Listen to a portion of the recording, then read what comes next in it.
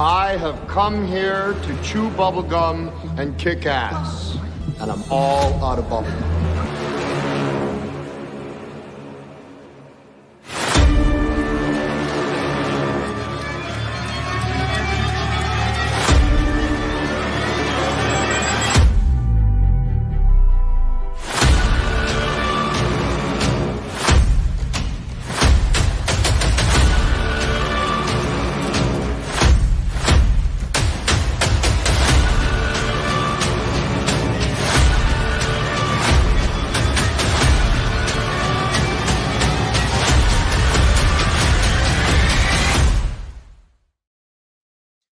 Ladies and gentlemen, my name is Henry Confidential, as you all know.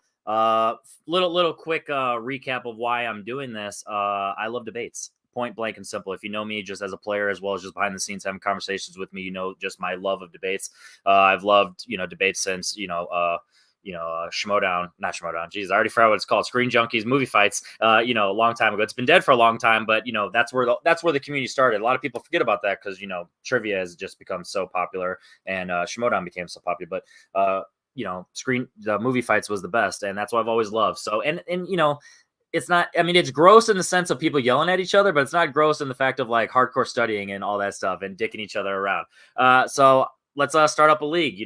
I don't know if Battleground's going to be coming back anytime soon, but they're taking a hiatus right now, and I've had an itch to debate, but I'm not going to be crazy and debate in the very first match. So I have two fantastic debaters, as you saw in the thumbnail and read the title. Austin Pez Howell versus the virtuoso Will Cohen. But before we get into that, I have my two lovely co-hosts as well as co-judges with me. I have Jake Tato and John Marr. Tato, you are technically of the three of us, you might be the most, esteemed judge based on how much judging you were able to do at Battleground for a while, just in, at least in recent memory. So what are your thoughts on, just the inauguration of the new league, as well as specifically Pez versus Will? Yeah, I've seen a fuckload. I've judged these guys a fuckload of times, as you mentioned. Both of them are awesome in their own way. So I'm definitely excited to see the clash of the two styles. Absolutely. And the reason Tato's here is because we have Pez versus Will. I'm Pez's team partner, and John is Will's team partner in various leagues. So we needed at least a tiebreaker in case me and John are completely biased. So Tato has no skin in the game when it comes to those two. But John, without getting into that, what are your thoughts on, when I hit you up for debate, you said maybe not, because you're kind of like over the concept of debate, which I know you're going to get the itch back once you see all this and how we run things over here. But you said you were definitely down to judge. And what are your thoughts on this matchup? Yeah, we'll see if I get the itch to debate. No bolder opening statement in a video than I'm Henry Confidential. You already know that. Very bold statement. But I am happy to love it. You know it. I'm happy to be here. These guys both. I mean, I've actually debated both these guys, so I'm happy to be here to judge it. I think it'll be a great match. There you go. All right, I'll send you guys in the back. Obviously, they're going to be paying attention, and then I'll give them the thumbs up when they're ready to get in for each of their rulings, and it's going to be a great time. Let's go first into Austin Pez Howell. Austin, you're going up against Will Cohen. What are your thoughts on Will as a debater? What are your thoughts on, generally speaking, the questions we have tonight? And then also the pressure of being the very first in movie debates. By the way, isn't it crazy? I did some pretty deep research. Movie debates wasn't a concept, a name. I was like, fucking no, you need a creative, goofy name or some, hardcore, military name or something like that. It's like, me and Jacob Barber, we just called our podcast a podcast about movies because, that's what it is. Which straight. Guess what? If some random, no pun intended, schmo just YouTube's movie debates, guess what? Movie debates. There you go. Yeah. No, I mean, I've I'm no stranger to debates, as you know. So I'm happy to that you kind of reached out to me to be the first one here. I'm glad that you reached out to me after you quit Battleground after I knocked you out. But oh shit, that was a line for the roast of Henry. I'm sorry, I meant to save that for later. I've debated Will before. We had a good match over in Battleground. He's a good guy, and we'll do our thing here. And I don't have quite as many extensive notes as I usually have, but I'll make it up on the fly, and we'll see what happens. I'm no stranger to blind debates and just coming up with stuff, left and right, as as well. We did a blind exhibition way back when, if you remember that one. That was fun. So we're gonna do our thing and just put on a good show, for the first one, have a little fun. That's what I like to see. And then Will. Obviously, I don't know if you know this, but clearly I respect you as a debater because I, invited you to be, part of the very first one, and being an opponent for Pez, who I definitely know is a fantastic debater. So I don't know, like I said, I don't know if you know that, but I respect you as a debater. What are your thoughts on just being first overall in this debate, as well as just generally speaking these questions and your opponent Pez? Yeah, I'm not sure if you asked me to debate Pez because you thought that you thought it would be a good match, or because you asked everyone else and they said, go fuck yourself. And so for everyone else in this league, you're welcome for me falling on the sword for you. The last time that Fuck you! That's my name! Yeah, that's Pez's name, definitely.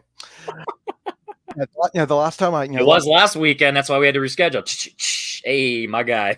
Yeah, the last time I faced Pez, he completely annihilated me out of the park. It wasn't quite a knockout, but it probably should have been. Let's just be honest. It absolutely should have been. So we'll see what happens. He claims he's not prepared. I've seen what not prepared Pez looks like. It's about as ferocious, if not more so, than me not prepared. So these questions are very interesting. I'm curious about a couple of the new ones, which I don't think people have seen yet. I'm very interested to see how those will work. I like our judges. It's great to see Tato here, who hasn't voted for me a single fucking debate once. So maybe I can actually warm his heart and get 1 point off of him. Let's see what happens. I don't know. Let's just go choo and see where the crazy train takes us. That's what I like to see. All right. So with that said, since it's the very first episode, to give everyone a rundown who hasn't been introduced to the concept of what we're doing is, so as always, it's going to be a best 3 out of 5. There's going to be 4 prepared question and 1 blind speed round. The general premise of what I'm going for to kind of make this different and unique is I'm giving everyone an opportunity to submit their own categories. And with that, they have a prompt. They could have picked best, worst, overrated, underrated, a pitch, a what if, which we'll get into that later, wink, wink, casting, directing, Oscars, and satire, which we were not going to get into that this time, but you guys are going to love that in one of the following debates that's already scheduled with that. So with that said, Pez, are you ready? Yeah, let's do it. Will, are you ready? Ready to get my ass handed to me. All right. So with that said, we did a coin toss behind the scenes since there's no rankings yet. Pez won and decided that he wants to close on rounds 2 and 4. So we're going to start with Will, and then as you will see on screen, it's going to be a 1-minute opening, a 5-minute free form, and then a 1-minute closing. And everyone has the opportunity, there's going to be, actually, spoiler alert, there's 2 pitch questions. There's going to be a second 90 seconds roughly. Excuse me, got a little burp in there, because obviously with a pitch you got to expand on more. You got to build it up and then expand without over talking each other. I don't know if I mentioned that beforehand, but obviously that's what it is. So with that said, below the screen, whenever there's a minute remaining, there's going to be a little timer that pops up, and that's going to be your thing. So I'm going to be off screen, obviously, to give you guys you're that. So with that said, our very first question is going to be, I'm excited for this one because it's pretty simple, but also not as talked about as much. What is the best Hugh Grant film post 2010? All right, so I'm going to step away, and then once you start talking, I will start that clock. It's going to be Will first, and then Pez. So 1 minute when Will begins speaking.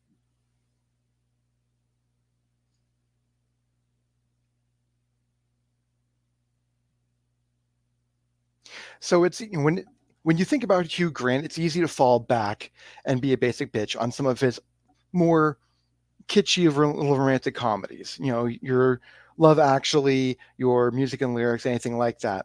But the reason why I chose the pick I did, The Gentleman from Guy Ritchie, is because this is the time that not only is Hugh Grant playing completely off type, but he's doing so in a Guy Ritchie film where Guy Ritchie is finally finding his stride yet again after battling through a bunch of commercial mishaps like Aladdin. So you have a great premise with, with the drug, with the drug rings. You have Matthew McConaughey, you have Henry Golding, you have Colin Farrell, you have just a massive stack cast on top of Hugh Grant just playing his heart out on this, being the most sleazy that he's ever been in his life. And this is just a great film from start to finish, whether you like Guy Ritchie films or not. All right. Once again, same thing. Whenever Pez begins, he will have 1 minute. So I also chose a Guy Ritchie movie post 2010. I chose his most unique film in that decade, and that's 2015's The Man from U.N.C.L.E., also featuring Hugh Grant in a supporting role. It's not only a great Hugh Grant performance in that he's playing something he's never played before, which is a suave, cool, debonair spy, which is the complete opposite of the kind of awkward, bumbling, romantic lead, as Will said he plays in Notting Hill or Love Actually, whatever the case may be. But he's also being somebody very charming and somebody who you believe every word he says. You buy into his senior status in the movie. And it's also something great for Ritchie because it's something he's doing completely differently. He's not resting on his old laurels and his old go-tos of the old Cockney crime thriller, just going back to the same polarizing nonsense that he's done before that half the audience loves and half the audience hates. This is one that a lot of audiences loved at the time and has only grown in stature since that movie has come out and has really gained a following and has really aged very, very well. All right, there we go. All right, so with that said, we're going to go into, it's going to be 5 minutes. Obviously, as always, don't talk over each other too crazily, but also don't be afraid to, speak your piece. If something comes up that goes crazy, I'll jump in and be like, hey, let the other person speak. And then just a reminder, the question is, what is the best Hugh Grant film post 2010? So interpret that however you may. 5 minutes when the first person begins. Go ahead, Will. So you said that he's never played anyone, smooth and suave before, but that's actually not true. He played the exact same kind of character in Bridget Jones' Diary and the sequel, where he was very suave. The only difference is he just wasn't a spy. And no, it's the same bumbling, kind of like he's slightly cooler than he is in Notting Hill or something. Oh, there's no bumbling like whatsoever. A spy. He's just playing like the same handsome rom-com guy. This is a completely different role where he's playing kind of an authority figure who's got a handle on things and is Cavill's mentor and whatnot. Yeah, he absolutely has a handle on his job and what he does in Bridget Jones's Diary, which kind of maybe led into eventually what he does with Man from U.N.C.L.E. But my problem with Man from U.N.C.L.E. is that a lot of a lot of spy films were doing a lot of the same stuff. The Man from U.N.C.L.E. was a show that no one had really remembered, and every single time I've ever tried to watch this movie, including recently, I have done nothing but fall asleep during this film. This is one of Guy Ritchie's more boring films, whereas with The Gentleman, it's electrifying from start to finish. Whether you have Matthew McConaughey's just absolute smoothest, Henry Golding's just hyper energetic, want to take over everything. Colin Farrell just being just this wacky football coach, and then Hugh Grant being this sleazy little reporter who is just but again, it's him getting together all these guys that he usually does for these Cockney crime thrillers, and it's doing the same thing he does in Snatch, same thing he does in Lock, Stock. Just them just being brash and stereotypical and throwing out racial slurs and throwing out a bunch of junk that makes you want to feel like you have to take a shower right afterwards. And that's a turnoff for audiences, as opposed to my movie, which people liked at the time. It was bringing back that 60s cool kind of spy thriller. We haven't really gotten that from the Bond series in a long time because they've all been set in modern era. So it's a nice little throwback without being a parody like something like an Austin Powers movie. And one of the great things about Guy Ritchie is he took a property that people, maybe some older audiences remember that TV show and maybe some don't. And the younger audiences, they love Henry Cavill. They love this younger cast. They like Hugh Grant. But, taking it and making it hip and cool again and making something that's crowd pleasing and making something that honestly was even better than the James Bond movie that came out that year of Spectre.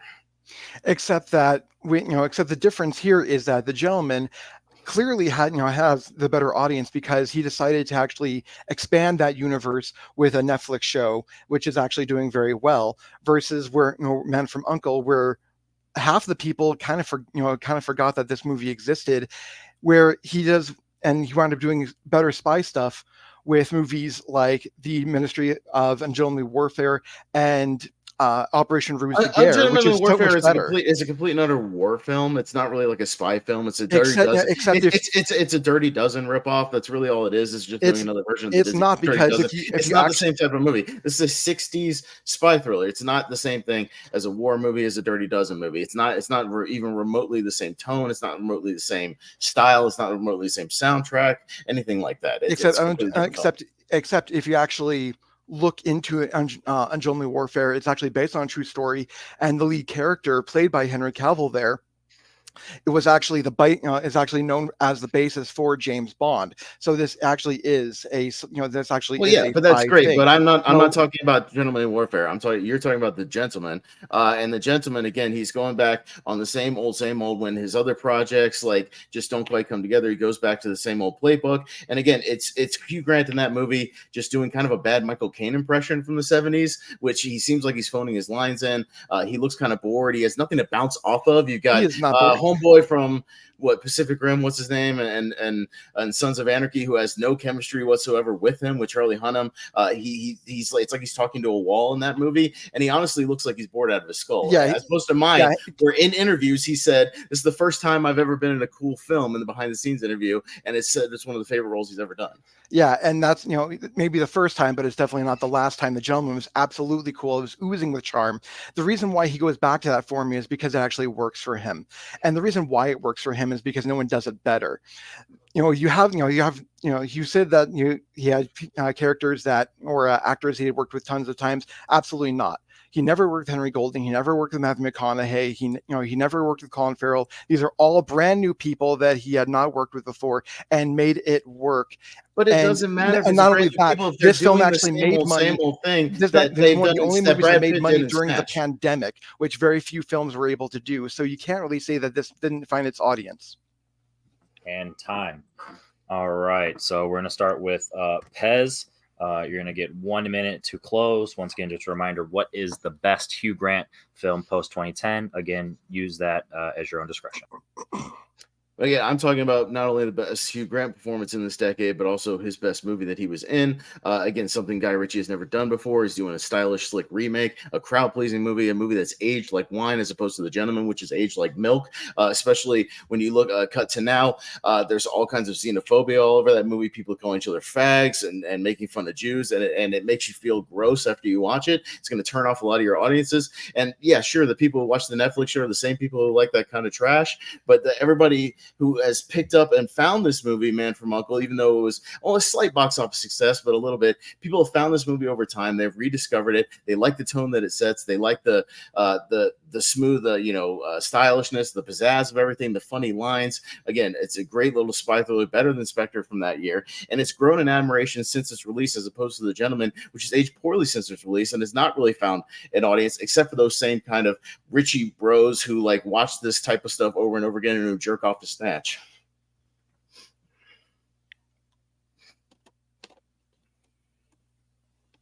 For future reference, because it's very straightforward, I'll just jump in and I'll start it whenever you're ready. Next person for closing.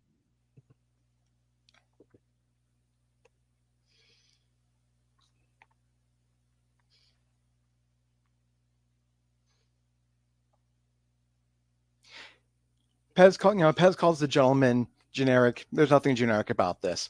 It's stylish, it's slick, it's funny, it's great. Unfortunately, that kind of film where there's low lives, they're going to make those kind of, they're going to have those kind of talks. They're going to say the word cunt. They're going to use racial slurs. They're going to be xenophobic. That's just that type of person. So when you make it, when you make a movie about that kind of person, that's what you're going to get. Man from U.N.C.L.E. is nothing more than a Get Smart leftover, because Get Smart actually worked. Man from U.N.C.L.E. did not. It has bored me to tears every single time I've ever watched it. I don't hear anyone ever talk about it unless people, do a deep dive on Guy Ritchie and go, "Oh yeah, that film also exists." I don't know where he's talking about where this film has aged well. I don't see how it's aged any more than just a tired spy flick, whereas The Gentleman is still in the conversation and is still a banger from start to finish. All right. So with that said, round one is complete. That was the very first debate for movie debates. So congratulations on that. as I told the judges behind the scenes, in order to make it not so obvious of what's going on, I'm definitely allowing everyone to give me a thumbs up when they're ready in the background, and then have it at that. So Tato is good, and then John is also good. So with that said, I'm going to start off, and then I'll go myself, Tato, and then John. All right. So with that said, so how I'm going to judge debates in these leagues is as long as one player says at least counters at least one thing that someone else says. If I completely disagree with someone, like opinion based, but like my strong opinion, whereas there's a difference between like debate when cheap shots versus actually just saying clickbaity words and hoping that it sticks for a debate. So as long as the one person like neglects that as well as me just completely disagreeing it, then that's not going to hold much weight to me. It's actually an interesting one because on rewatch, Gentleman went down, not because it's a bad movie, just because it's like, doesn't have that snap. And I've never seen The Man from U.N.C.L.E. So I was looking for two things. Was Will going to convince me that The Gentleman, maybe I was just in a bad mood the last time I rewatched Gentleman, and is Pez going to convince me to watch Man from U.N.C.L.E. for the very first time? And with that said, unfortunately, Pez did not influence me to watch Man from U.N.C.L.E. And Will reminded me that The Gentleman is a lot of fun. So my first vote is going to go for Will. Tato. Yeah, I think I'm kind of all on the same line as you on that one, Henry. I like the just start off. Great first round, you guys. It was honestly neck and neck. It was neck and neck going into the closing minute for me.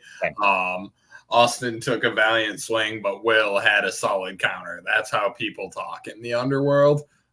That's just, and like putting that truth in movies isn't a bad thing necessarily. So Will, you did get a point out of me, sir. There you go. And then quickly, John, did you agree with us or did you disagree? I feel that Will blackmailed Tato into voting for him. That's fine. But I do agree with Tato's point that if you do go in the underground of England, people are going to be xenophobic and calling each other cunts. I've heard. I agree with that point. So I agree with everything both you guys said. I have nothing else to add to the conversation. I would have voted for Will if it came. All right. So with that said, I've never seen The Man from U.N.C.L.E. Okay, then that definitely tracks. No one picked Paddington 2. Come on, guys. Fuck Paddington. I hate the Paddington movies. Paddington 2 was a guaranteed win in this debate. Paddington 2 would have won this debate. Okay, I hate that movie. I'd argue against it in my own debate. All right. I'd pick it and then tell everybody, like, breakdown, just have a mental breakdown, tell everybody how much I hate it. So Henry, remember when I said unprepared Pez is still scary Pez? Yeah. Now you see why. I definitely am not shocked that he's never seen the movie because he didn't say anything about the movie. But with that said, he still was able to knock down The Gentleman enough to make it close. So yes, like you said, I agree. All right, so moving into. By the way, I haven't watched The Gentleman yet either. It's on my Blu-ray shelf. Son of a bitch. Well, I'm hoping they. I read shit though for prep, but I don't watch stuff. I would say that. By the way, you convincing us, Man from U.N.C.L.E. Oh no, Will said the board. Never mind. All right. What the fuck, John says in the chat. I agree. All right, so our second question is going to be in the category of musicals, and it is a pitch. So just a reminder, we're going to do 1 minute openings, 90 second to 2 minutes. I'll kind of vibe it out to see how it feels because it's the first time for that one. Count or like follow-ups, and then the 5 minute in between. So with that said, we are going to be pitching a superhero-led musical. It's going to be interesting. All right. So with that said, Will is going to be going first. What'd you get us into, Will? You picked the fucking musical category. I heard, but when I was going pee, I heard Will said, I picked a musical and you still got some in your category. I feel like this is balanced for both of you. I don't feel like neither of you are major geek players, so it's fair game. So we'll see who's going to be a better pitcher. Never mind. All right. Where's the catcher? Got it. Yeah, there we go.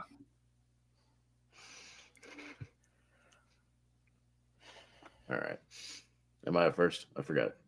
Yeah. I think no. I think you said I was up first for some reason. Yeah, you went first. Pez went first the first time, right? Because he's closing this one. I went first the last time in the first round.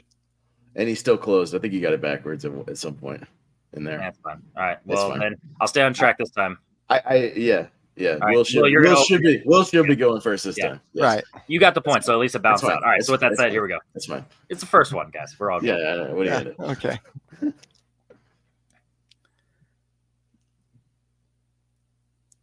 This was actually a very interesting question. What superhero, like, deserves a musical film about them, or involving them? And there's only one that came to mind for me, because music is such a huge integral part of his life. I chose Star-Lord, because whenever this guy is talking, he's always dropping dropping music references or pop culture references. So that can easily lend itself into a grand musical.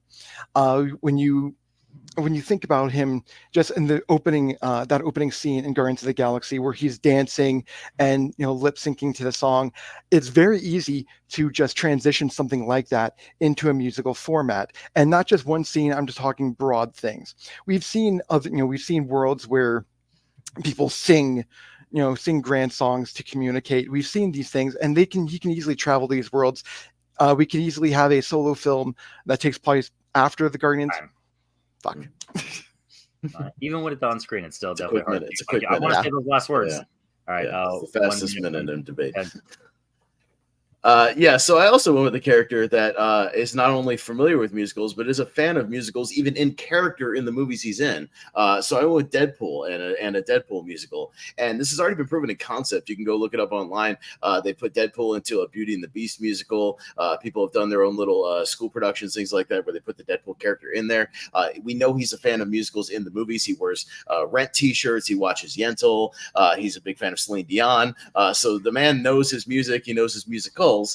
And we also know that Ryan Reynolds can sing. We just saw that in Spirited, that Apple musical he did with Will Ferrell. So we know he's got the pipes, and he's down for a musical type venture, and he'd be okay to do it. So it's already been proven a concept. I'm just kind of taking this thing to full length. I have a pitch for it that I'll kind of jump into it here in a minute. But Ryan Reynolds is down. The character himself is very meta. He could comment on the state of musicals. He could comment that he's in a musical. He could do songs that are kind of meta in a musical quality. And time. All right. So just for the other judges, they don't know this, but I gave you guys a little bit of a kind of a prompt to kind of guide you, because with pitches, that's always my approach as a writer. So anyone who writes my matches, if there's a pitch, maybe, go with this approach. But, I know with a pitch, it could get very, crazy. So at least I want to at least point you in some direction. So there's some sort of point. So, once, assuming that you did your prep, the three things I said was pick a hero. You guys both did that. You've presented that already. Name at least one song. So figure out a title of a song that you want to do.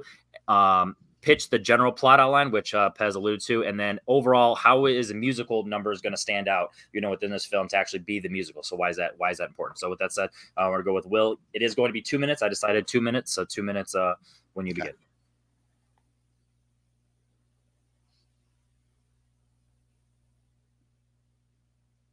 So there's two different approaches you can take in a film like this about Star-Lord. You can either do before he hooks up with the Guardians of the Galaxy, or you can do it after, which especially right now with with him being alone outside of the Guardians, what I want to focus on right now is him right now outside of that, trying to find himself, trying to find his way back to being the one and only Star-Lord.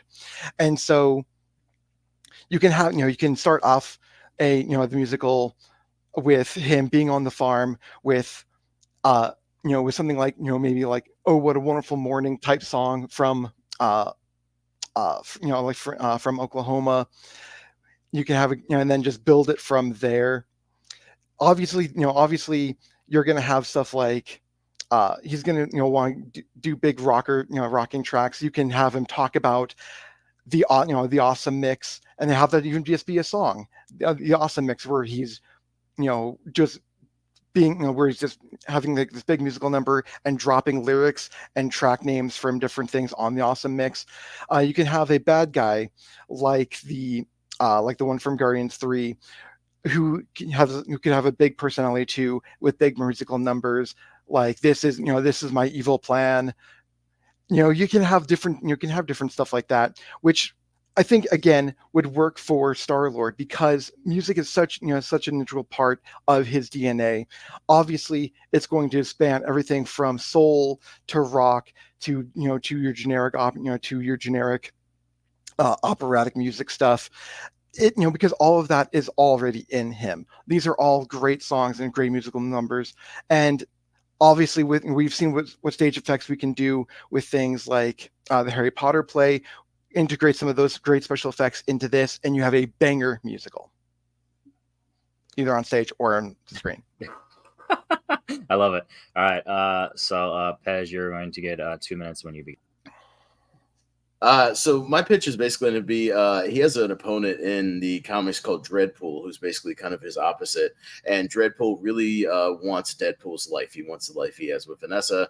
He wants to kind of blend in, and he wants to live in Deadpool's world, essentially. But in order to do that, he has to kill Deadpool because they look alike, but they don't exactly act alike, and he wants his life. But the whole thing is that Deadpool needs to lead him away from Vanessa and away from danger. So what he's going to use is this little time device he got from Cable that he used to the end of Deadpool 2 with an added multiverse attachment from the TVA on loan from that. Well, not really on loan. He steals it, and he's going to use it to jump into other musicals that he is very familiar with and that Dreadpool is not familiar with because being the opposite, he is not a fan of musicals. He has not seen these movies.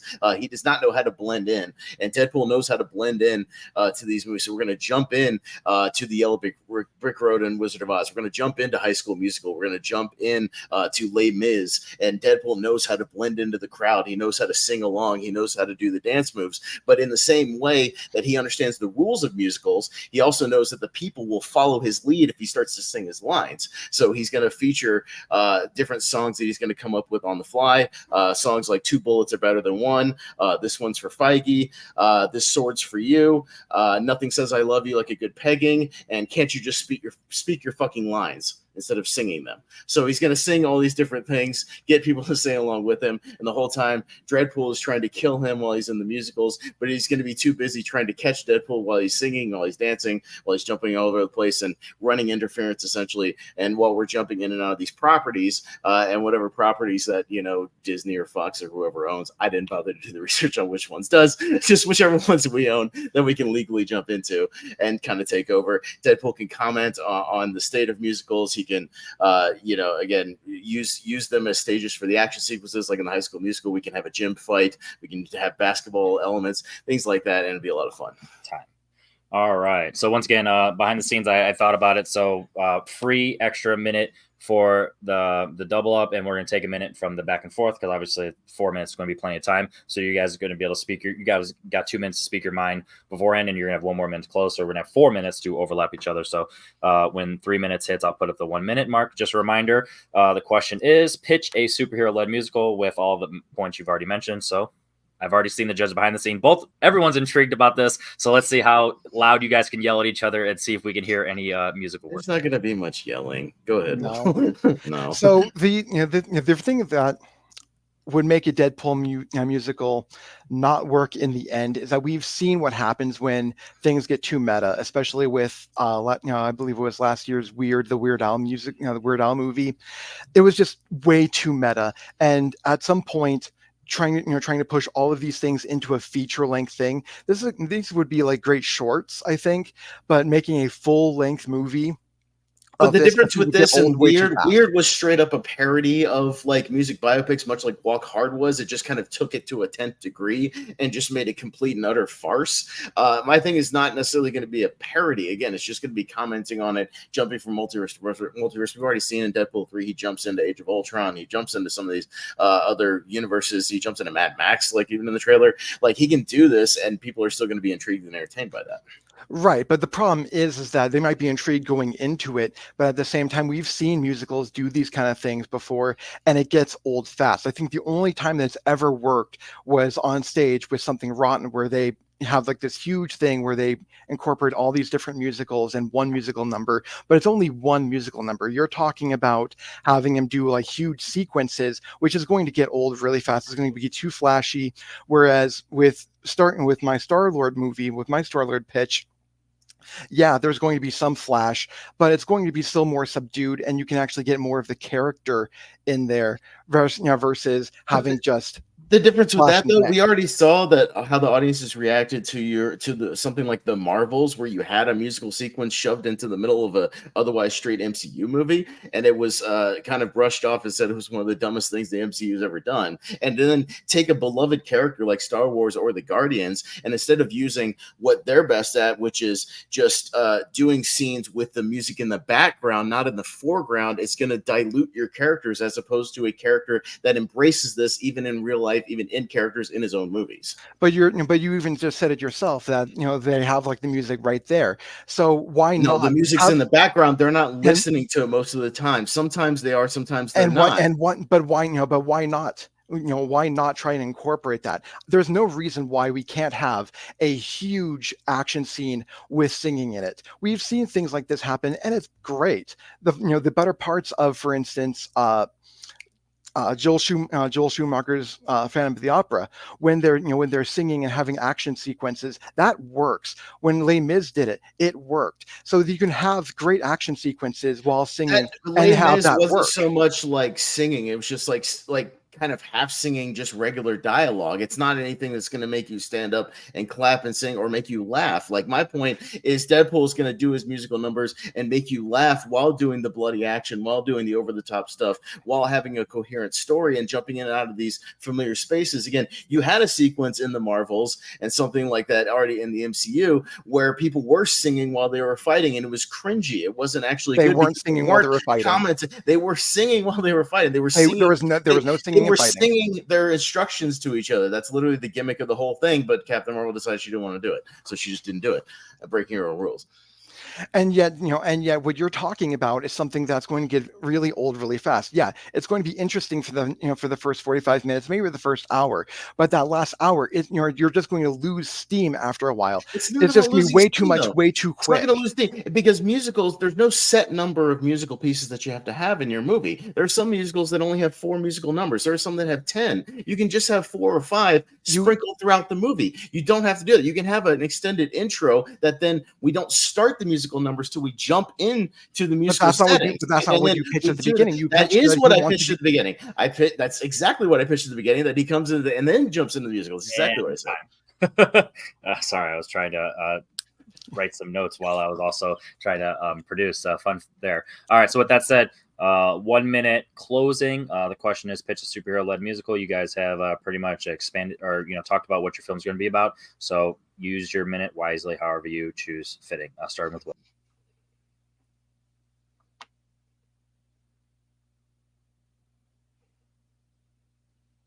What Pez is pitching is way too much. He wants to jump to different musicals. He wants to have his own musical. He wants to make, he wants to break the fourth wall and make commentaries about musicals. There's way too much. There's way too much in such a short period of time. Whereas you can tone a lot of that back and make, give a really great story, to Star-Lord trying to find himself again, going from, subdued in the farm all the way back into having great action sequences. And there's no reason why you can't have wonderful fight sequences, which they did not do in the Marvels, fight sequences while singing, especially with the with great choreography. They have great choreographers. Hire the guy who did the choreography for Hamilton. You are golden, especially since, hey, he's already owned by Disney at this point. Where, again, a Deadpool musical is intriguing. I think it would only be great if it was like maybe a 30, 45 minute skit.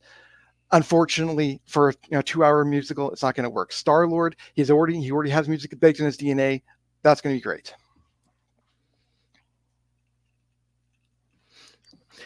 Again, Star-Lord has music in his DNA in that he likes to listen to music. He doesn't like to perform music. He's not good at performing the actual stuff, performing the actual dances. We've even seen that at the close of the original Guardians of the Galaxy. He just likes to kind of lip sync and dance around a little bit. It's unproven as to that.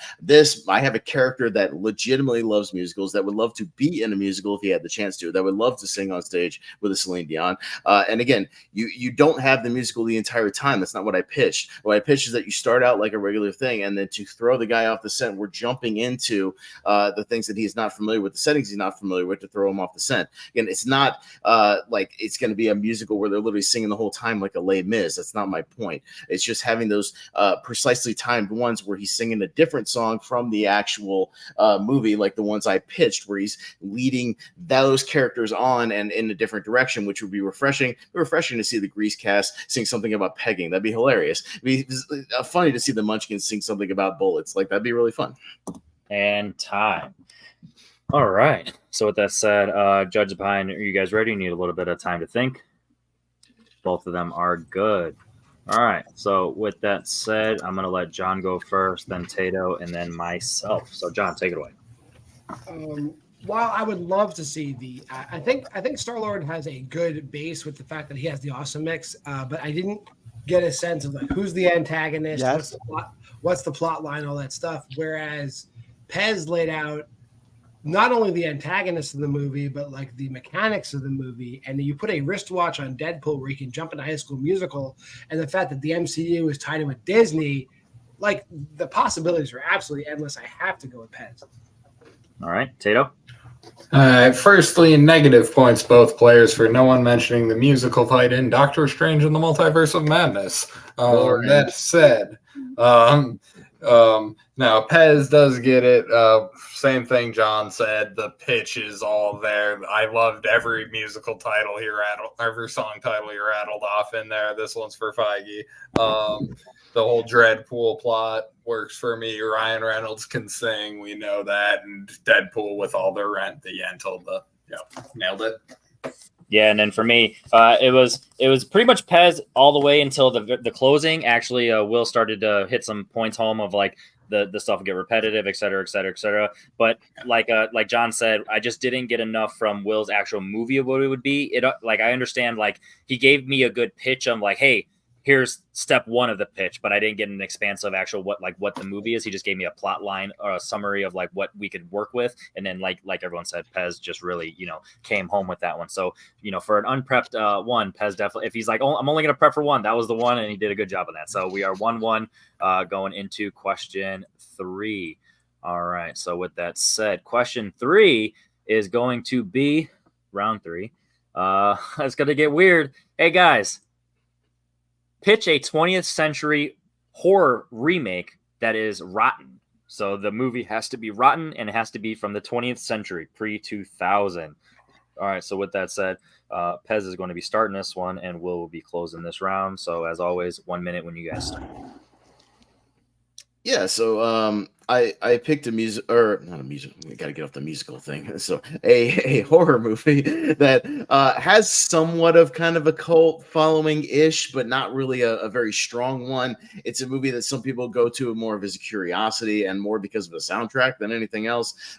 So I chose to possibly remake Maximum Overdrive as was the thumbnail right there. And I picked that again because most people just go back to it because of the Who Made Who AC/DC soundtrack. That's kind of what we finally remember. We more remember Stephen King just being coked up out of his brains and making trailers for the movie where he's like, I'm going to scare the hell out of you. And then taking a decent premise from a short story, but not doing a whole lot with it. It's a very one location movie. There's not a lot going on with the actual premise of the technology going crazy. It's more just about the trucks. And I know it's based on a short story called Trucks, but I think you could expand on that premise of mechanics and machinery run amok trying to kill people in a broader setting and a bigger setting with a little bit more going on than just a Green Goblin truck.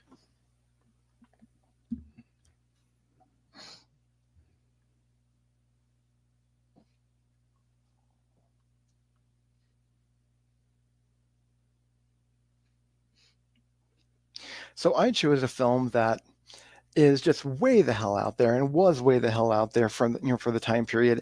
I think there's enough breeding ground here that they can that a really good director could really make this shine. And I chose Clive Barker's Nightbreed.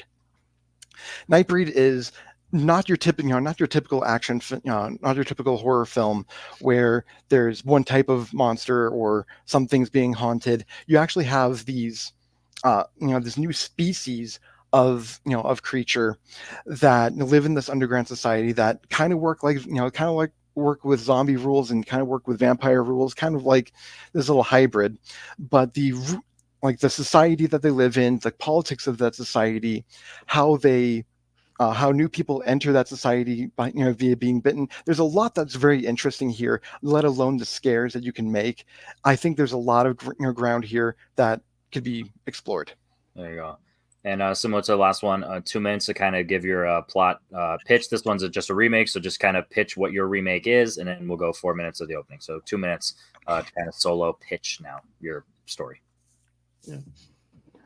So mine would definitely again be more of an expansion of that idea, not just the truck idea from the short story, but really expanding on the whole technological idea. I mean, we all have a supercomputer in our pockets. We have a cell phone that could run amok. We all drive cars, of course we do. But there's people that run heavy machinery. There's people that fly airplanes. There's all kinds of machines and things in stores. There's self-checkout machines. There's all kinds of stuff that could wreak havoc now, more so than there was 40 years ago, even technologically speaking. We have advanced appliances in our house. We have smart AI air conditioning. We have all kinds of things you could actually kind of dig into and really, really try to go for something bigger and broader. This is a movie that would actually benefit from CGI, from like a bigger budget, from a better direction. Not somebody like Stephen King, who that's the only movie he directed, and he was a bad director.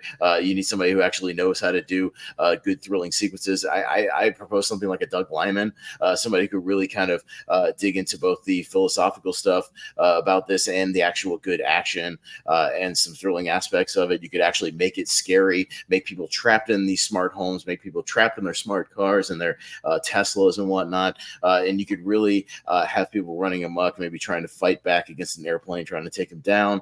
All kinds of stuff where you could actually do kind of a big sort of take it up a notch with the actual budget beyond just kind of curious, quirky horror movie, which is what Maximum Overdrive kind of is as of right now. Again, people just kind of go back to it for the AC/DC stuff and for the Emilio of it all, things like that. But I think this movie has more room to grow than A Nightbreed, because there was potential there and there was wasted potential because of the circumstances surrounding it. So if you actually really dug into it and really threw it out there, you could really make something out of Maximum Overdrive.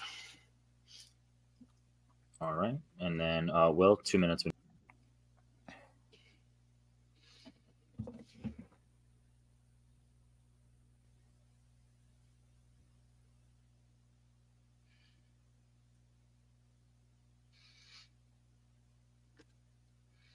Very quickly, the reason why I don't think a Maximum Overdrive remake would do really very well right now is we have seen way too many horror films or action films where technology just disobeys us and rebels against us.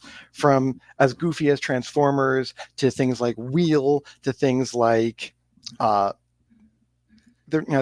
Kristen Bell one from the 2000s that they made fun of in for Gang Sarah Marshall. They've done things like this before. Whereas with Nightbreed, if done correctly, then you can actually have something there.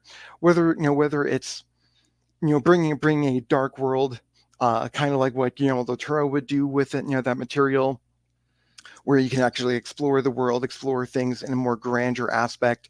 You can have someone like Scott Derrickson come in and do things really from the human going into that dark world, and show things from the human perspective. Or you can even have James Wan, who's done a little bit of both, where he's done creature features and he's done bizarre horror films like this. The lore of Nightbreed alone is worth exploring again. Just the way that their ancient history works, the way that how leadership can be taken over and taken away, how they can be killed. Even for the time period, even though Clive Barker is not the greatest director in the world, there was even something there then. But it would be even better to take the bones of that and give it to a much more competent writer or director or both, and let the material flourish for itself. Okay. And so with this, I'm not going to speak for either of my other fellow judges, but I will just give both of you the fair shake. I haven't seen either of these movies, so just from my perspective, so that as a host, I'm giving myself the right to say this. Something that I'm looking for is which movie would I rather see. So in this back and forth, if you guys can convince me of why I would want to watch it versus just saying clickbaity things like directional stuff, talk about just the film itself a little bit. But with that said, 4 minutes when the first person speaks. The problem with I think you're pitching Will more of like a legacy sequel rather than a remake, because I think Clive Barker had a vision with that movie and he just dealt with a lot of studio interference. He's actually a pretty solid director. I mean, he made Hellraiser. Hellraiser is a very beloved movie. He made Lord of Illusions, which is kind of a cult hit, and that movie is a very ambitious movie despite the kind of low budget. It sets up a lot of really cool lore, like you said, and I think your movie would benefit more for Clive Barker coming back to it and making kind of like a sequel, maybe set years later, rather than a remake. I don't think your movie needs to be remade necessarily. I could see it being expanded upon. The thing is, though, that after so much time has gone by, a remake actually would really help. No one actually thought that a remake of Fright Night was going to work, after years later, and it really did, and knocked it completely out of the park with a better director, a better cast, so on and so forth. Whereas with Maximum Overdrive, we've seen films. Well, we've seen films like this where technology goes against us. We've seen films that happen in one location.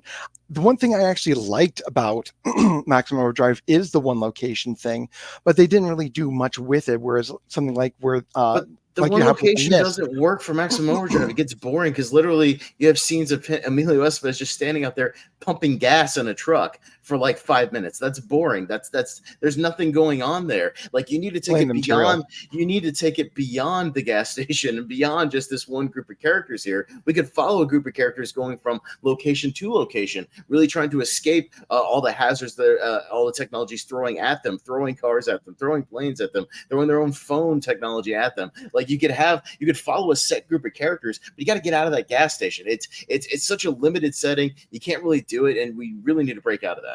But the problem is that in a post-Transformers world, where we already have seen things like this, where cell phones attack us, vending machines attack us, planes, come crashing down because technology fails us, we've already seen all of that. And having that, all of that happen again, but scary, just isn't going to work for the modern audience. It's going to seem way too cartoony, even more so than Maximum Overdrive already was. Whereas with Nightbreed, there is a lore that's there. There is a lore that has been explored in many, many years.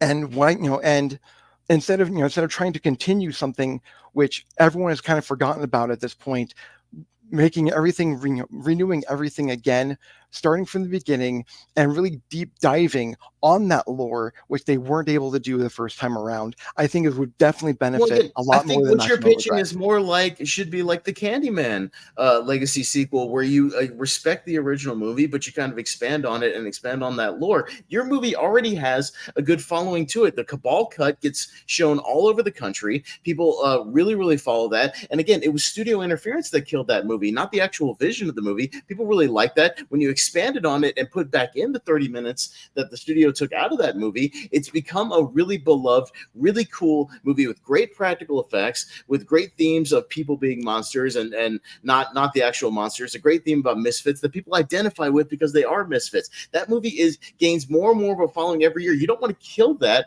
by just making another kind of pointless remake. Like that's what everyone thought about Dune, and Dune 2 being remakes of the original from David Lynch, and yet that has actually expanded. But those are new adaptations of the book. That's not the same thing. But the thing is, it's the same premise here. Is that it? Instead of trying to continue on what was given before, delving deeper into the lore, delving deeper into all of that, which audiences, what you just admitted, want, giving a remake of that would actually be respectful if you give it in the right hands. All right. We're going to start with Pez, and then Will's going to close. So Pez, whenever you start. Once again, Nightbreed does not need a remake. People are still discovering that movie through the Cabal cut, through the 4K releases, through the different releases that have been done over the years that people were clamoring for. And again, the practical makeup still works. It still holds up. The set design still holds up. You're looking to kill that with a remake where some studio guy is going to come in again and demand it be all CGI and look really bad. That movie, like Nightbreed's kind of a mess, but it's one of those inspired messes that people really hold near and dear to their heart, the people who do love that. And I don't think you need a remake of that. If you want to expand on that, great, but not a remake. Maximum Overdrive again was hindered by a bad budget, was hindered by a bad director, was hindered by kind of a small sample size of an actual Stephen King story. And you could take that and really expand on it, much like Shawshank Redemption was a short story they expanded on. The Shining, like you can have a filmmaker that takes that premise and expands on it even more, like Kubrick did. You can take these Stephen King stories and really break them out of their shell, really make them something special, and really make them something beloved. And it's not a Transformers movie when they don't talk.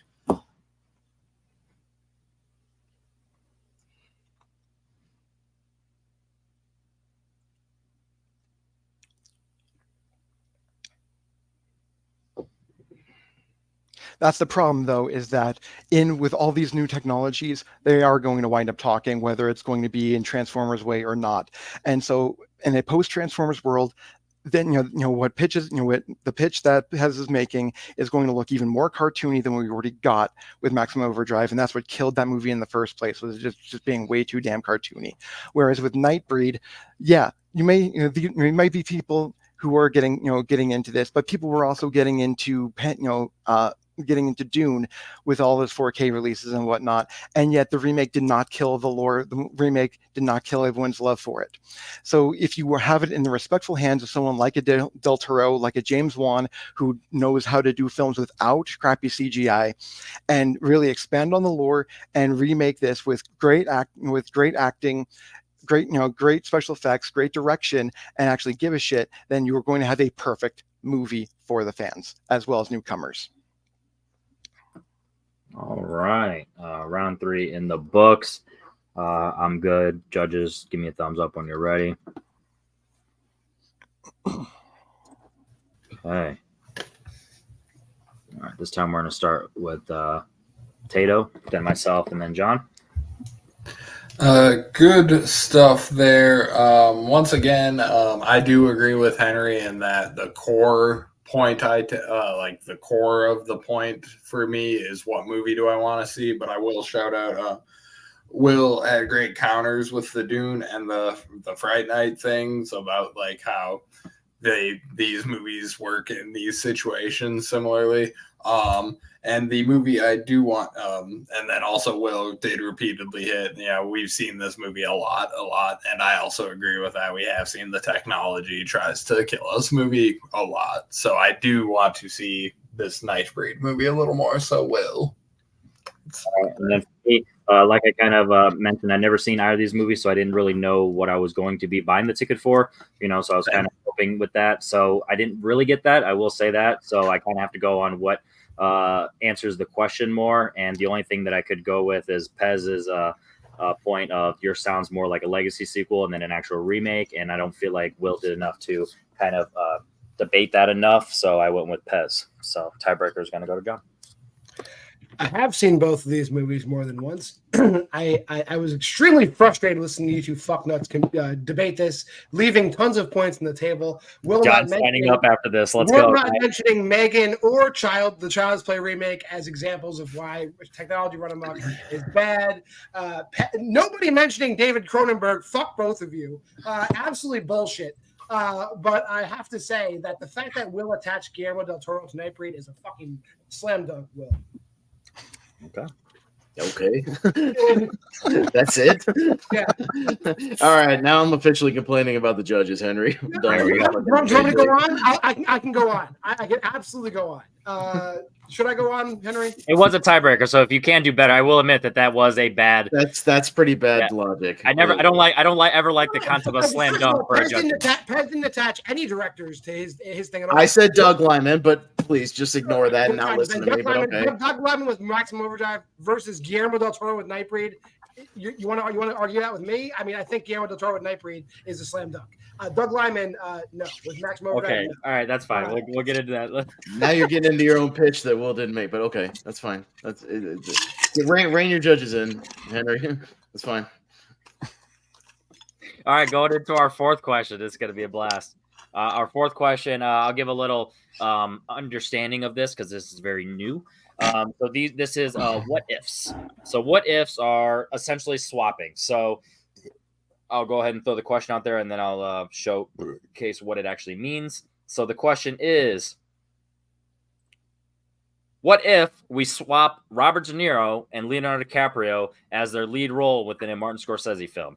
So it needs to be a movie where Leonardo DiCaprio is the lead in a movie, but instead, what would that movie be like if it was Robert De Niro instead, and vice versa? So that's kind of what that is.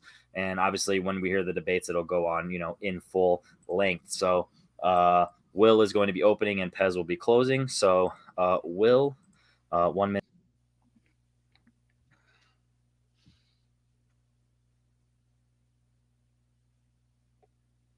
For some reason, I thought he was closing on. Wait, wasn't Pez closing on 2 and 4? 1 and 3? 2 and 4. I said 2 and 4. 1, 2, and 4. Okay. I'm pretty confused. sure I got All right right. the first question, so I'll show the tape. So you guys are fucking me up. Just let me do my thing. First round, yeah.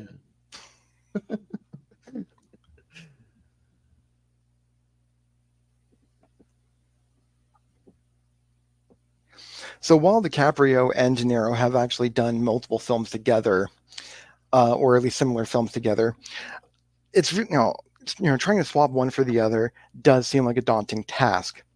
So the reason why I went with Cape Fear, putting DiCaprio in the role for De Niro, is for many different reasons. One, DiCaprio now is of the same age, is at the age where De Niro was playing the same character at the same time. Two, DiCaprio is becoming more and more creepy as he goes along. If Killers of the Flower Moon taught us anything, is that he can play a pretty good creep. I want to see him go even more so. I want to see him really hit full throttle creep, and that's exactly what kind of role that Cape Fear would give him. I think there's I think there's a very meaty role, kind of the role that DiCaprio I think really deserves.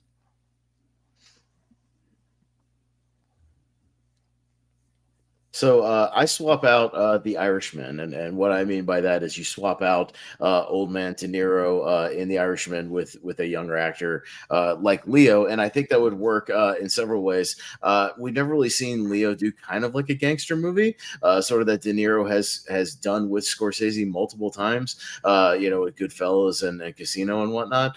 So it opens up opportunities there. And one of the big criticisms a lot of people had about The Irishman was the weird de-aging stuff, was the fact that you had De Niro looking like 70s De Niro, but he moves like 80-year-old De Niro, and that's a big problem when you're actually watching a movie. So you actually do really require a younger actor. That's a big criticism when you go back and read the reviews of those things, is you need somebody that maybe is younger that can play older later on, instead of trying to do the backwards part of that. Trying to make 80-year-old De Niro act like a 20-year-old man is quite frankly embarrassing, in some of the more comic things of the movie that people laughed at and made fun of about it when it came out. All right. And now this is not a pitch question anymore, so we're going to go right into 5-minute opens back and forth when the first person begins. I feel like I've been in pitch hell the last several minutes. Go ahead, Will. So I think why The Irishman would not work very well for DiCaprio is because you're not swapping out anyone else who's being de-aged or who has already that built-in chemistry with De Niro. So you still have Pesci, you still have that entire, the entire other, all the other cast, all like 7,000 Italian people in this film who have worked with De Niro in the past, who have that great built-in chemistry. You take one card away from the House of Cards and everything's toppling down. But that's the thing, though, is that it feels safe. Again, that was one of the criticisms about the movies. It felt like just a rehash of Goodfellas and Casino. We know that he has chemistry with Pesci. We know he has chemistry with Pacino. From Heat, not so much in Righteous Kill, but in Heat. But you swap in DiCaprio, and it actually opens up brand new opportunities we've never seen for DiCaprio to expand his range that we already know he has. I mean, you want to see DiCaprio acting in front of and off of Pesci? That's something we've never seen, and we may never get to see again. Because they've never worked together. You want to see him going toe-to-toe with Pacino, like those other titans of acting that have never gotten a chance to. You swap in DiCaprio for that, and not only can he play young, but he can play old as well. But the problem is that those, that older generation really doesn't respond very well with the newer cast members. All you have to do is look at Pesci himself when he's acting against someone like Mel Gibson and Danny Glover in the Lethal Weapon franchise. Yeah, he can riff with them with the best. You add in Chris Rock, who's of the younger generation, and the chemistry falls I flat. disagree. He's literally on a show right now that I can't believe he's on with Pete Davidson was on Hulu right now, trying to yuck it up with a SNL guy. Like, he's literally on that. I can't believe he's on that show right now. But that completely refutes your point, because he got suckered into doing I don't know how much they paid him to do this Pete Davidson show. I mean, sure. That's Pete Davidson. That's one guy. He's like the new Chris Rock. He's everywhere. It's like exactly your point. Except that you still, except when you have, when you put in someone with DiCaprio who doesn't have instant chemistry with everybody, who's to say that that's going, who's to say that's not going to be an oil and water situation? Plus, you have the rest of the cast. You have, you have Harvey Keitel, you have Ray Romano, you have all these other people. Exactly why it would be exciting. All the people he's never worked with that are in that Scorsese like oeuvre of people that DiCaprio's never worked with. DiCaprio's worked with damn near everybody else in Hollywood, but he's not gotten to act with these old and yet legends. you have movies like Don't Look Up, where he had plenty of people he had never worked with before, and he had chemistry with almost none of them. He was totally fine with them. Yeah, they all had chemistry with him. Absolutely. He looks pained to be there. Everybody wants. He's the hottest actor in Hollywood right now. You can't tell me Al Pacino wouldn't want to work with him. You can't tell me Pesci, when he's in the right mood, wouldn't want to work with him. And Scorsese can get those performances out of those guys. The reason why DiCaprio doesn't work, going back to Cape Fear, is I don't buy him as a physical, violent threat to a lot of people. He's never really done that in movies. That would be and therein lies the excitement. Why at the time, really, De Niro hadn't really played that level of menacing before, whereas giving DiCaprio the legs to actually have a role. He's absolutely played that before. He played it in Raging Bull when he's beating on his wife the entire time and beating on women. That's exactly what he does in that. Only in Cape Fear, the only difference is he has a southern drawl, Wild Bill in it. Except that he has that southern drawl, which DiCaprio would do a lot better than De Niro did. First of all, so he could do an accent like big deal. It doesn't mean you had your chance to talk. Now it's my turn here, Pez. Yeah, DiCaprio has proven he can do a southern drawl better. DiCaprio has never done a role like this, and he has the kind of legs to do this. He was supposed to play the Yellow Bastard in Sin City, and due to schedule conflicts, he wasn't able to do that. That would have been exciting to see. This is even more exciting to see. He is in that stage where he really shouldn't be the heartthrob anymore. He should try more villain roles. This is the age, this is the age he's in. Killers of the Flower Moon proved that he can do more villain roles. He's not really a villain in that movie. He's like a pathetic dunce in that movie. He's not a villain. But he still has villainous intent. But even in Django, he's like kind of a villain, but really Sam Jackson's kind of like the true villain to that movie. He's more of a clown. Like, I don't buy him as a physical threat to people. I don't buy him as like this. And yet you gave me his role as Kelvin Candide, letting him have that villain arc, taking that a little bit more, expanding on it would be perfect for his role in Cape Fear. All right. We're going to have the 1 minute closings for potentially the final round of the first match. So starting off with Will, when you begin. Dry mouth, it's ridiculous.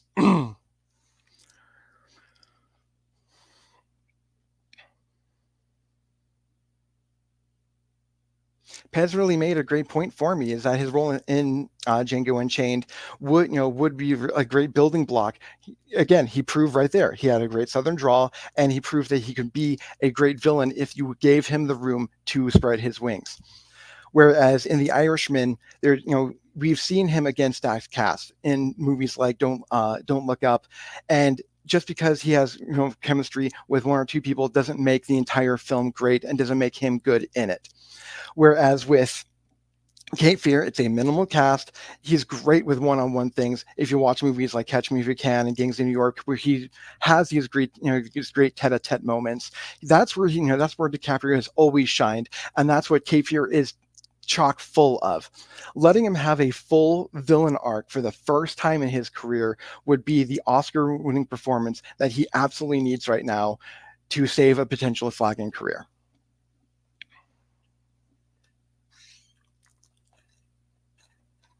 But again, I don't buy DiCaprio as a physical threat. That's why De Niro was perfect for that role, because we had seen him do something similar in Raging Bull. We had seen him do, similar stuff in Godfather Part 2. He was perfect for that. It was just him putting kind of a redneck accent on. I think the potential for The Irishman is much more there with a younger actor like a DiCaprio who works well with Scorsese, and the potential that opens up with him working with these legends like Pacino, like Pesci, like Keitel, these people who he hasn't worked with at all. That's exactly what we need and would be refreshing. Doing kind of the gangster role that De Niro made famous and putting a new spin on it with him. It's much more easier to have a younger actor play older. We saw that with stuff like J. Edgar, like he did with Wolf of Wall Street, where he plays multiple ages. He can do that rather than de-aging an 80-year-old Robert De Niro and having him walk around and limp around and stand up awkwardly out of a chair, stomp a guy like an 80-year-old man. It makes for a bad movie. Is one of the main criticisms of that thing. You swap that up for DiCaprio and you fix a lot of those problems. All right. With that said, that is our final main round debate. Judges, are you ready in the background? All right, both of our judges are ready. We are going to start with John Tato and then myself. Now, this is one of those matches where it was like a boxing match, and I'm just judging it based on who capitalized on the other person's missteps better. I think Pez basically talking about Bupkis is A+ level. Thank you, Pez. And I also think Will mentioning that De Niro hadn't played any menacing roles prior to Cape Fear and Pez calling him out is just like Will slitting his own brain. So, Pez. All right, Tato. Yep, gotta echo John's sentiments on this one. Pez was just in the pocket with the counters. Everything Will had to say, Pez had something to say back. Yeah, the only thing that kept it from being just a complete demolish is Will mentioned the line of all the other actors are old, and then even though you're swapping out Leo with that, and everyone else can be old, I was like, oh shit, we're onto something. But then Pez had the opportunity to be like, well, Joe Pesci is like a mentor already to De Niro in the film as an old man, and he could have followed that with De Niro. I mean, with DiCaprio as a younger person, he never did, so he never really led away too much. But I got really nothing from Cape Fear. I don't even know, did it take place in the 90s?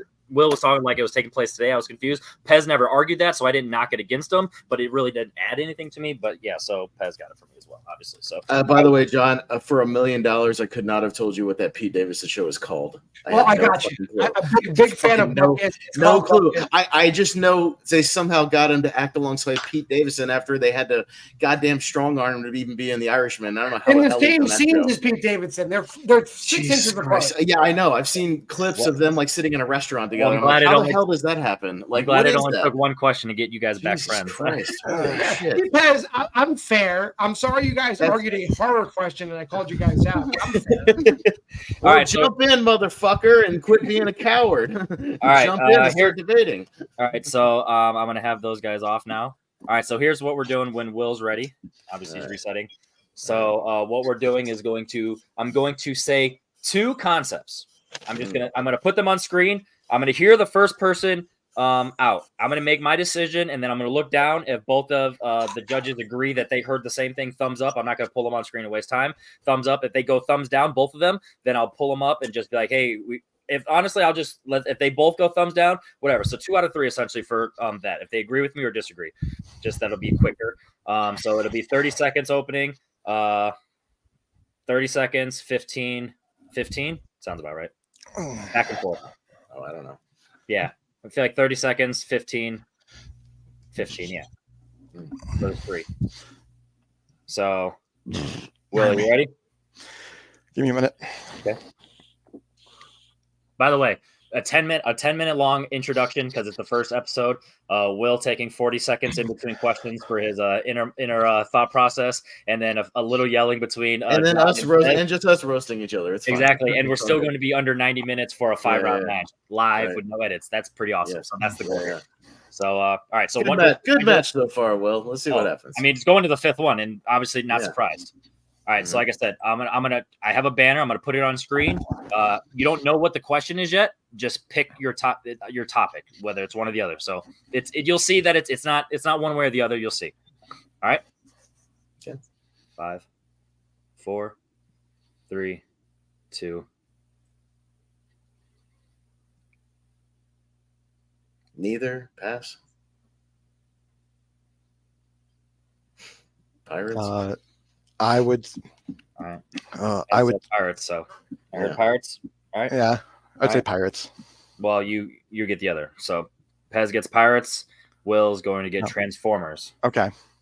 And then, so we're going to start with. We'll start with Will because I like closing. So if you first go first, the opposite. I don't like that. I never understood that concept. All right. So the question is going to be, if you had to get rid of one franchise, which franchise would you get rid of? So Pez is getting rid of the Pirates of the Caribbean franchise, and Will is getting rid of Transformers. Like I said, it's going to be 30 seconds, 15, and 15. I'm going to stay on screen, obviously, just to give you guys a 5. So just kind of visually, and I'll say it out loud, but not talk over you. So Will, 30 seconds when you begin.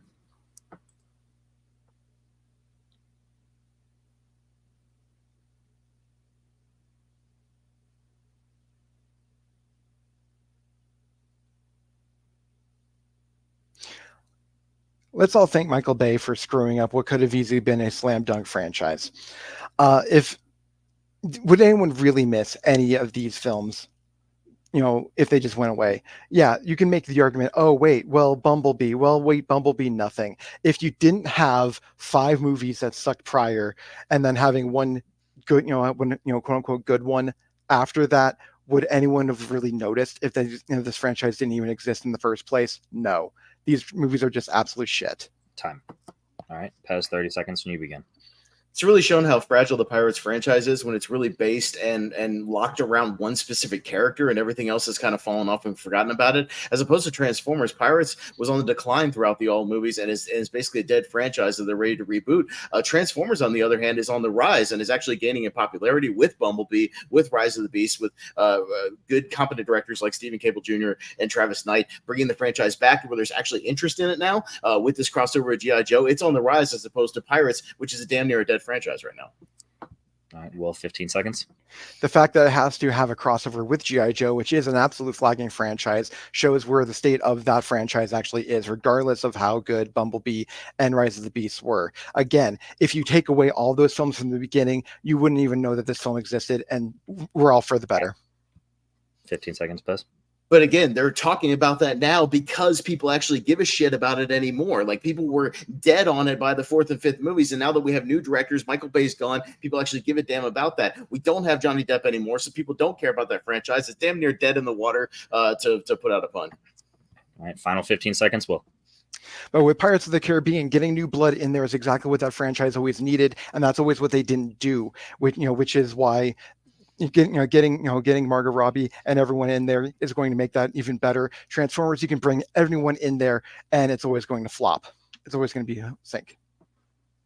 But the difference is with Pirates, we got rid of Michael Bay and it got better. You're getting rid of Johnny Depp, and people are just going to be clamoring for it now that you're about to bring it back, and it's going to hamper the new one that they're going to put. People who do like that, and it relies on that one character. You don't have it anymore, and it shows that franchise was relying on that one character only. You don't have it, you don't have a franchise. Woo. All right. Final question. That's how we roll, baby. I'm gonna cam off for a second so I can gather my thoughts, since I had to also do the time. I have my thoughts, but I just want to gather those fact check.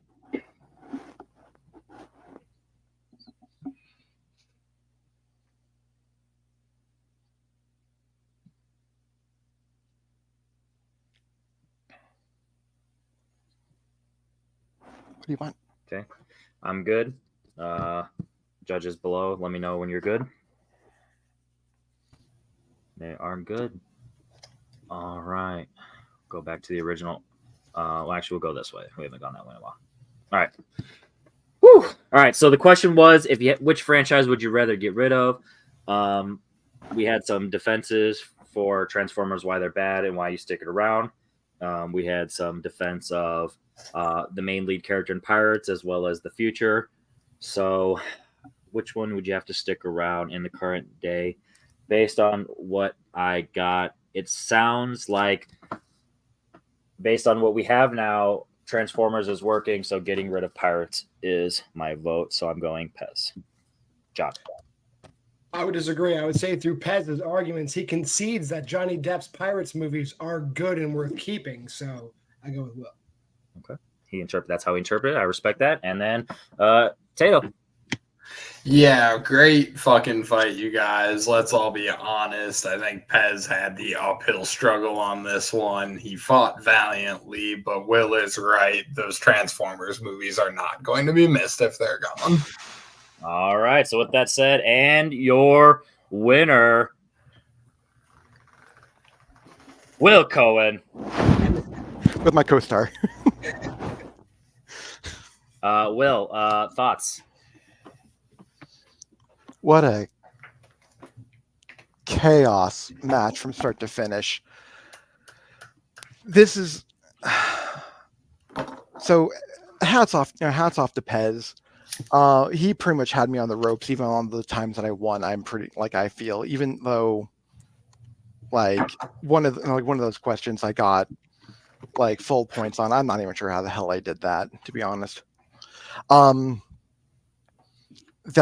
That speed round is absolutely wild. I need to actually pay attention to what's being said because I had dry mouth the entire time. But I think this is a great format. I think the fact that these are shorter matches are actually going to draw viewership and competitors as well. So great job on that, Henry. Yeah, I don't know. I was kind of shocked. I'm still kind of shocked that I won this one because my debate stock before Battlegrounds went on hiatus was actually dropping precipitously, whereas Pez was just skyrocketing. And so for me to have this rematch and manage to just eke out the victory here is kind of cool. But again, Pez is a great debater, and no one should take anything he does lately, whether he's prepared or not. Holy hell. There we go. And Pez, what are your thoughts? It was fun. It was chaotic. It was a test run. We had a good time. I didn't prep much for this, so imagine if I had actually prepped for it. I had like about 5 bullet points for each question and a couple of basic things. Again, just kind of riffing, doing what I think. I think it shows that I could just come up with some shit on the fly based on that, speed round question.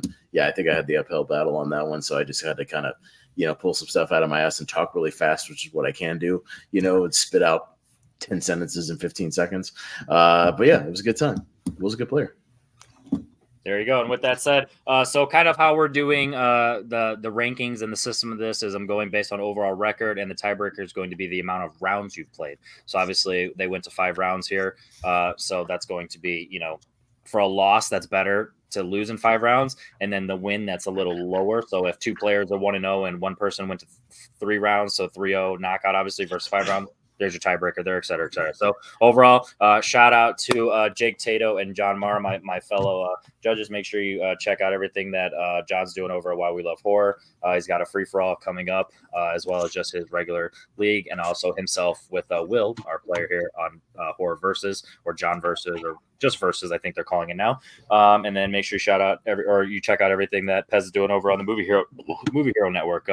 Tournament fights, tier ranker fights, podcasts about podcasts or shows, and with Jacob Barber, and everything that Pez is doing. Because every time, hey Pez, you want to come hang out? No, sorry, I got other shows I'm doing. You son of a bitch, come hang out with us and actually just have some just no nonsense fun. With that said, this is the very first debate, under an hour and a half for a 5-round match with a lot of people who are just saying a lot of random shit for the very first time. I think this is a blast. My name's Henry Confidential. Subscribe to the channel and check out everything else that we're doing on it, because this was a blast. Later, Gators.